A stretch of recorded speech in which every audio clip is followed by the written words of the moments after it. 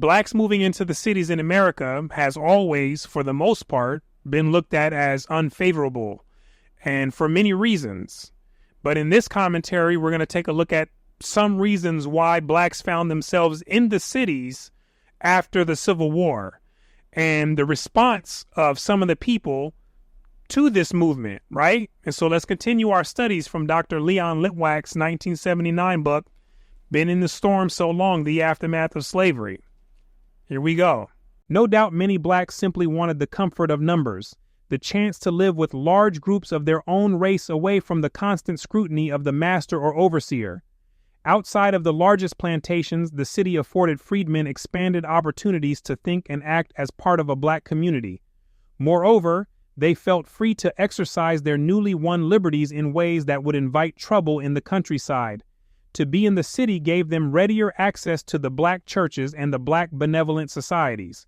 They could partake more freely of the growing interest in political questions, and, most important of all, they were able to send their children to the newly established freedmen's schools. So some of the reasons for blacks going into the cities after the Civil War were education, community, churches, and job opportunities, as we'll see coming up.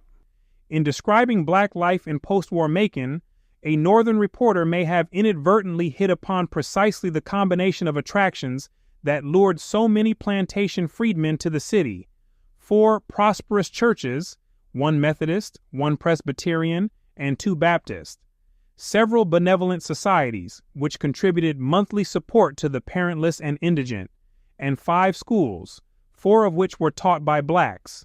In addition, a Freedmen's Bureau officer willingly listened to their grievances. Whether they had worked for kind or mean masters, significant numbers of freed slaves resolved to abandon plantation labor altogether. Heading for the urban centers, they hoped to secure positions that afforded more pay, personal independence, and a welcome relief from the plantation routines. Some wanted to mix it up and try something new. Those who had labored on the plantations as blacksmiths, millers, mechanics, carpenters, and wheelwrights hoped to capitalize on the same skills in the cities, where they would join black artisans who had long dominated several of the skilled urban occupations. Former house servants, on the other hand, tended to seek similar positions in the cities or worked as waiters, hackmen, and seamstresses, while field hands might become stevedores, porters, laundresses, or menial laborers.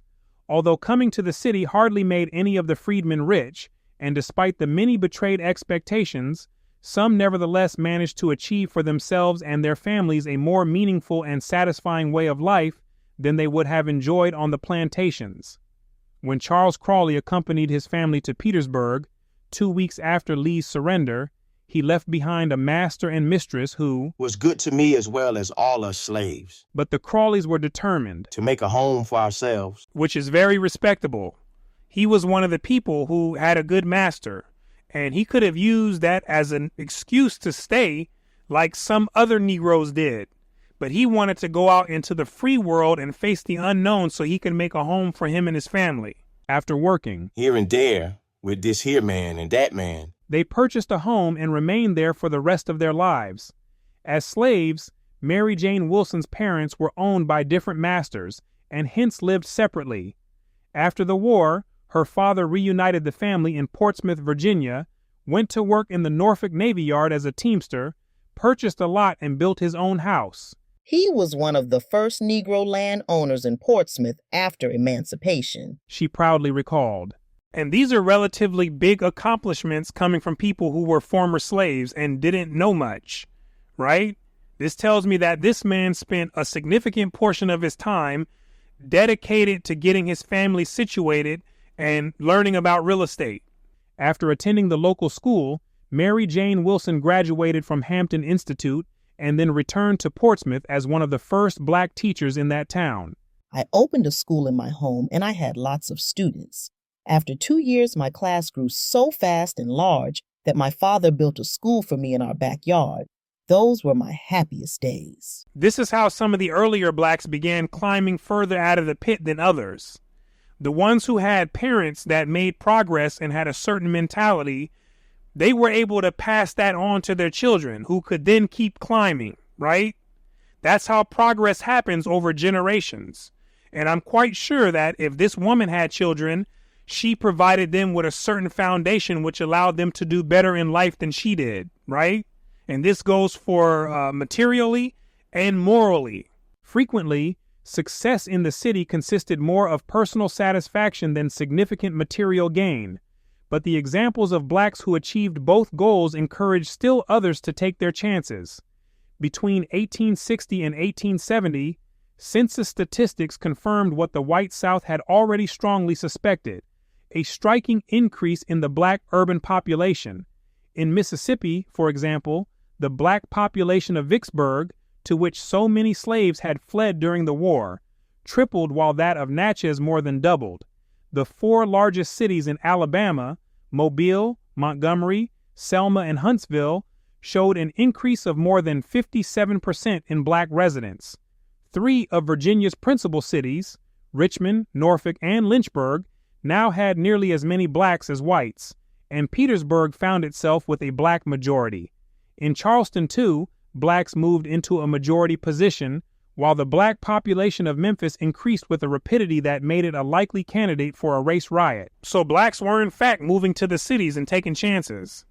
Now this movement was restricted to southern cities, so don't get this confused with the Great Migration that occurred in the early to mid-1900s, where blacks moved en masse to the North, Midwest, and the western parts of the U.S. What we're talking about here is after the Civil War in the 1860s, where some blacks moved into the southern cities from the rural areas.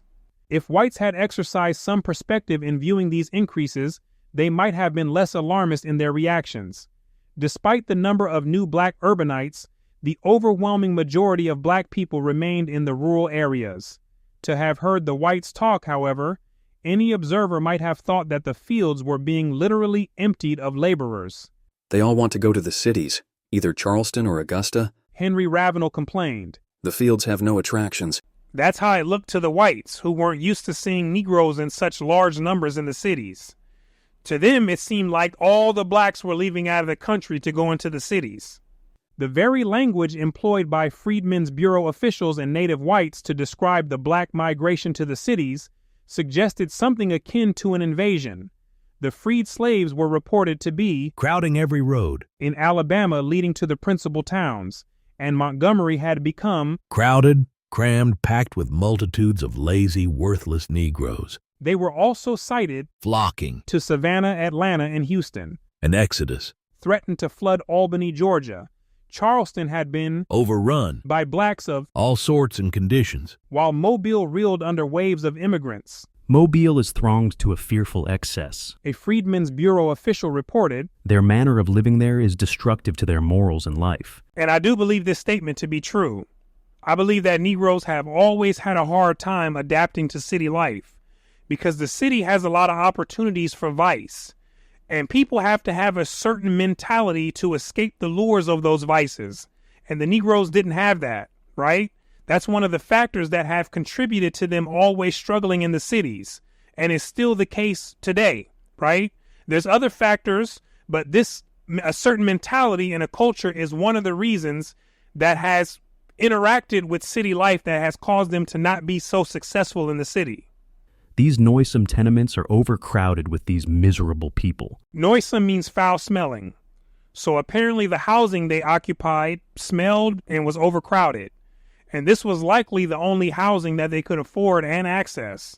Even an insignificant number of black migrants aroused cries of inundation, partly out of the expectation that many more would follow.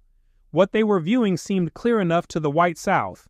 A once productive labor force, released from proper supervision, filled the cities and towns as vagrants, thieves, and indigents, threatening to place an intolerable burden on taxpayers and charitable services. This is one of the reasons they tried to keep Negroes out in the country and working in the fields. They wanted to keep them in a controlled environment. They didn't want them coming into the city for fear that they would increase crime and that they would become a social burden.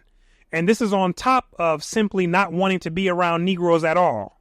Before the war, a newspaper in Baton Rouge observed, there were but 600 Negroes in this place. Now there are as many thousand. We have to support them, nurse them, and bury them. You see that? 600 was okay at first, but thousands upon thousands was just too much, so they had to speak up. With increasing reports of petty crimes committed by the newcomers, the outrage mounted, and the ways in which blacks allegedly comported themselves in the cities fired the indignation in places like Memphis until it reached explosive dimensions. The streets of Memphis are filled with them, and at every corner are seen knots of them playing, idling, and sleeping in the sun. And I believe this because many of them are still doing this today, right? All throughout the major cities in America, hanging out on the corners and being idle. Now, if I didn't see that today, then I would be much more suspicious of these claims. But the fact that many blacks are still doing this today in the flesh, it lets me know that these people were not simply exaggerating this. The shops are overflowing with them, squandering on themselves and each other what little money they have acquired in anything that strikes their fancy. Squandering on themselves means that they spent money wastefully and simply used the little money that they had to buy whatever struck their interest. On the outskirts of the city are small towns made up of rude and wretched hovels that have been collected during the war, built by the Negroes themselves, in which a very considerable population live, and where disease and vice in their most loathsome and revolting characters abound. That observation in a leading Memphis newspaper appeared less than 2 months before the violent riot that would claim 48 lives. And from my research, the vast majority of the people killed were blacks. These were whites committing these murders and attacks on blacks. That's why it was said on numerous occasions that segments of the whites were worse than the Negroes. And I most certainly believe that, right? 100%. Still worse, blacks allegedly adopted a manner of living in the cities that would inevitably lead to the moral degeneration of both races. For a plantation girl to go to Beaufort and stay 6 months, A northern lessee wrote in September 1865, is almost sure ruin. and the whites, he added, were not without blame. If you hear a man cursing the race as a lying, thieving, licentious race, you may be almost sure that he is paying money to a black woman. Uh-oh. It seemed to him, in fact, that at least half of Beaufort Yankee officers and native whites alike were corrupt with this infernal lust for black women. just like in the days of slavery. With the infusion of country blacks, city dwellers also complained of noisy nights and entire neighborhoods kept awake by drunken frolics and orgies. Oh, snaps. Truly, freedom down in the low country has passed from the Southerner to the Negro, A South Carolina woman confided in her diary. and our beloved city has become pandemonium. Whether in Chicago and New York in the next century or in southern cities in the post-Civil War years, black residents of long standing tended to give the new arrivals a mixed reception, even sharing at times with the whites a disdain for the rustic manners, crude lifestyles, and shabby attire of the newcomers. To a white observer in Charleston, for example, it seemed as if the older black residents found the newly freed slaves a source of embarrassment. The really respectable class of free Negroes, whom we used to employ as tailors, bootmakers, mantua makers, etc., won't associate at all with the parvenu free. They are exceedingly respectful to the Charleston gentlemen they meet, taking their hats off and expressing their pleasure at seeing them again, but regret that it is under such circumstances, inquiring about others, etc. Nor did the older black residents necessarily welcome the prospect of competing with the migrants for the available jobs, and some would recall with bitterness how the new arrivals had subsisted on the government's bounty during and immediately after the war. The slaves that was freed and the country Negroes that had been run off or had run away from the plantations was staying in Augusta in government houses, great big old barns. They would all get free provisions from the Freedmen's Bureau, but people like us, Augusta citizens, didn't get free provisions.